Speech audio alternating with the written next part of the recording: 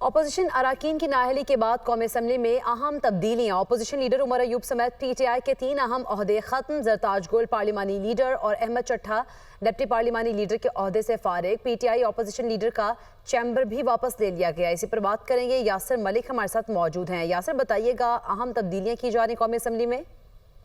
Opposition अरकान की नाअहली के बाद जो है वो कुछ ऐसी सिचुएशन सामने आई है कि कौमी असम्बली में अहम तब्दीलियां जो हैं वो इस वक्त जारी हैं। पाकिस्तान तहरीक इंसाफ के कौमी असम्बली में 3 अहम ओहदे जो हैं वो पार्टी से वापस ले लिए गए हैं। कौमी असम्बली में उमर अयूब जो है अपोजिशन लीडर के ओहदे से फारिग हो गए हैं। सरताज गुल जो है वो पार्लिमानी लीडर और अहमद चट्ठा जो है वो डिप्टी पार्लिमानी लीडर के ओहदे से फारिग हो गए हैं। और PTI से अपोजिशन लीडर का जो चैम्बर है वो भी इस वक्त वापस ले लिया गया है। स्पीकर कौमी असम्बली ने नए अपोजिशन लीडर का नोटिफिकेशन जो है वो अब से कुछ ही देर बाद जो है वो जारी करेंगे और PTI को आजाद अरकान पार्लिमानी लीडर और डिप्टी पार्लिमानी लीडर के लिए दोबारा नाम जो है वो स्पीकर कौमी असम्बली को देना होंगे।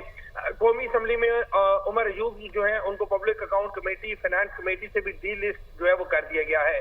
PTI के 7 नाअहल अरकान से कायमा कमेटी की मेंबरशिप जो है वो वापस ले ली गई है। PTI के 7 अरकान असम्बली से 15 कायमा कमेटियों की 15 कायमा कमेटियों की जो रुकनियत है वो भी वापस ली गई है। साहिबजादा हामिद रजा की कायमा कमेटी इंसानी हकूक की चेयरमैनशिप जो है वो खत्म कर दी गई है और इसके ऊपर अब दोबारा इलेक्शन जो है वो करवाया जाएगा। जबकि जरताज गुल जो है वो कायमा कमेटी इंसानी हकूक की रुकनियत से जो है वो हाथ धो बैठे हैं। राय हसन नवाज जो है वो कायमा कमेटी रेलवे की चेयरमैनशिप जो है जराये ने बताया कि वो उनसे वापस ले ली गई है और अब इसके ऊपर भी जो इलेक्शन है वो करवाया जाएगा। इससे कबल हमने देखा कि कौमी असम्बली में अपोजिशन लीडर का ओहदा खाली होने पर कौमी असम्बली सेक्रेटेरिएट ने एक नोटिफिकेशन जो है वो जारी किया जिसमें अपोजिशन लीडर उमर अयूब खान को लायल होने पर ओहदे से हटाया गया और उमर अयूब कौमी असम्बली के हल्का ने 18 हरीपुर से मुंतखब हुए थे।